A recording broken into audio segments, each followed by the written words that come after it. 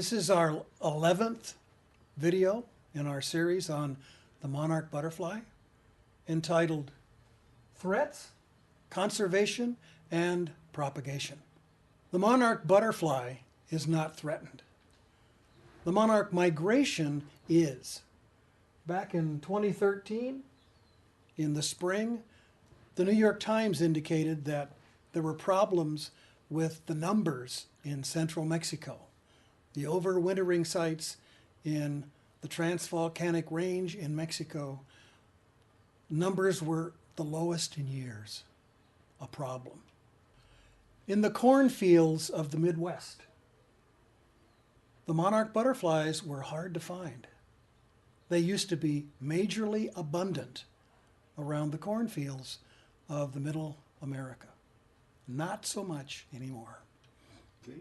I was in central Mexico in 1996 when there were over 20 million monarch butterflies clustering in the Oyamel fir trees.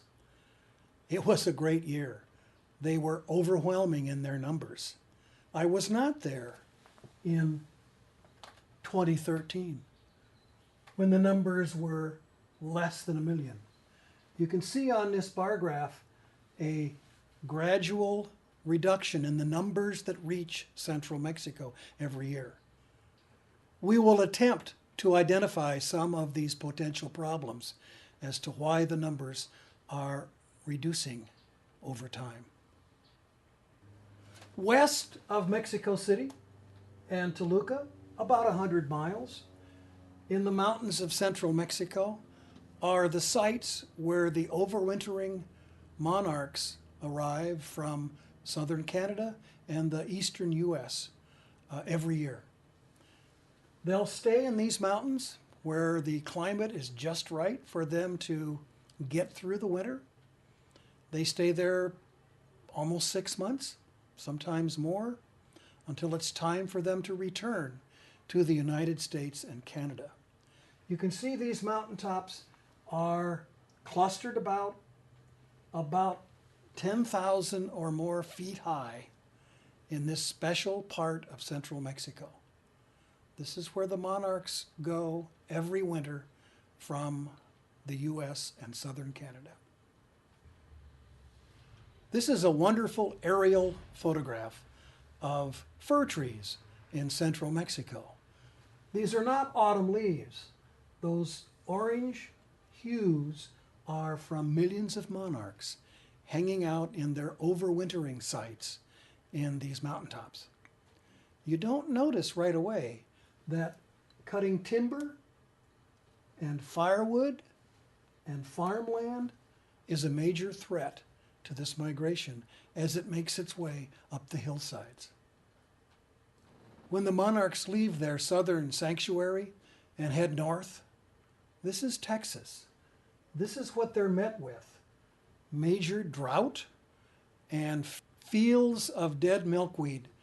Milkweed is a weed, but it does need water to go along with sunshine and warmth. Not looking good. A reception from Mexico in Texas, a problem. What follows drought often is fire. Fire numbers are increasing in Texas and the Midwest, and this is also a threat to the monarch migration. This is not a nice greeting when you come up from the south, looking for fields of milkweed and shade. Genetically modified crops are resistant to herbicides. So along the fields of corn and soybean are milkweed. They've always been around the edge. Now the herbicides kill the milkweed and not the crops. Milkweeds around croplands are fading. This is another threat to the monarch. Croplands are replacing wildlands. In the wildlands, you would have lots of milkweed. In the croplands, not so much. Another threat to the monarch butterfly. Herbicides are killing milkweed. Pesticides are killing caterpillars and monarch butterflies. The migration threat is real. The prairies from Texas to southern Canada, that's monarch land. The monarchs have been there for eons. The prairies are fading. The prairies are on their way out. Threats to the monarch migration: high temperatures. Monarchs don't do well when it's too hot. Storms in the Midwest, not good for the migration. And unseasonably cold weather is not good for a migrating monarch. We've addressed the threats to the Great Migration, but there still remains two schools of thought. The first indicates that not a problem. For millennia, these butterflies have been participating in this migration.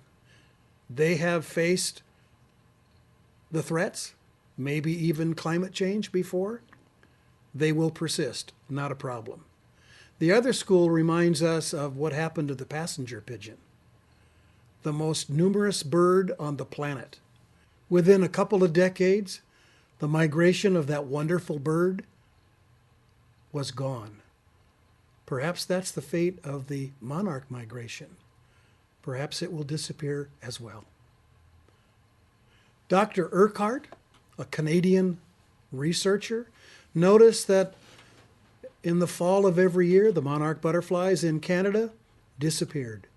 He also noticed in the spring of the following year, they returned to Canada. He had a suspicion as to where they went, but he couldn't prove it. So he came up with a harebrained idea. He put tiny tags on the wings of a number of butterflies and sent them off on their southern journey. Ultimately, after this research continued, one tag on one butterfly was discovered in central Mexico. From that point on, there was more tagging and more science. Guy Urquhart's hunch proved to be true. A tiny tag on a butterfly's wing that can go through all kinds of weather and time. How does that work? Seiko will show us. Here's a monarch butterfly we caught at this site. So it says important, call 1-800-606-6627 monarch program, and has individual number on each tags. And I just put on my hand. I scrape the scale of the monarch wings like this and make a little window there. You see this window? Okay, I set the sticker right here and I hold it over so that I won't take the antennas in there. Let's see. And hold it tight. And here it is. The tag number, it says 60044. So that's going to be his number. And that's all to it. Conservation efforts for the preservation of the Great Migration has reached the top. At a meeting in Toluca, Mexico, regarding the NAFTA treaty, incorporated into that treaty were provisions to protect the monarch migration.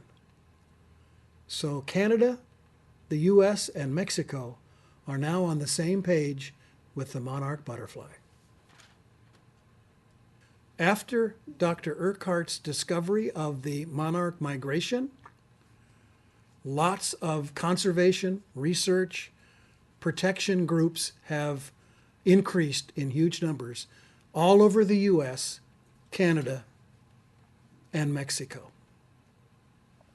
In Mexico, protection of the monarch migration phenomenon is very important.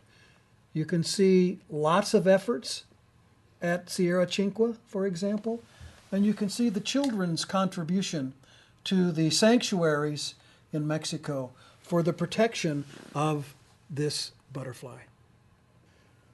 We've heard about threats to the monarch butterfly. We've heard about the population crash of the monarchs and the phenomenon of the Great Migration being in danger. What to do? Well, it's simple. You can go to your local nursery and buy an Asclepias plant, a milkweed plant, and put it in your backyard. Be patient. One day, within a week or so, you'll see a monarch female checking it out, possibly laying an egg or two. And your plant will start out looking like this. This is Asclepias curassavica from the local nursery.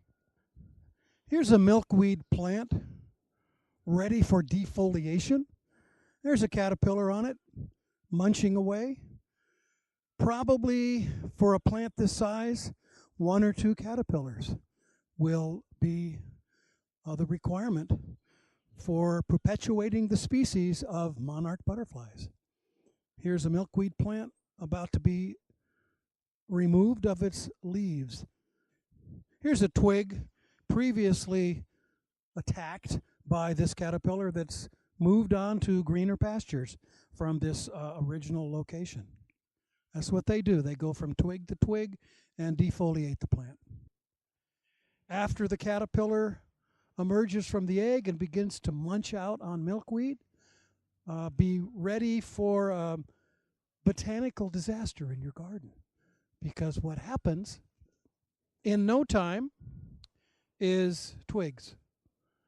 So you have to figure out how many plants and how many caterpillars it takes for a plant this size. Anyway, grow milkweed in your backyard and grow monarch butterflies in your backyard. Here's a gift from China, $11.95 on the internet, a mosquito net for a child. We use it for raising caterpillars and releasing monarchs from. You can see the denuded plants where the caterpillars remove the foliage. The chrysalises will be strung along the top, and ultimately they will emerge into adult monarch butterflies. We open the little door, and at their leisure, they will escape out into the environment and be replenishing the monarch species in North America. Okay, here it is. I guess we can make a wish. This monarch butterfly is ready to be part of the adult population in North America.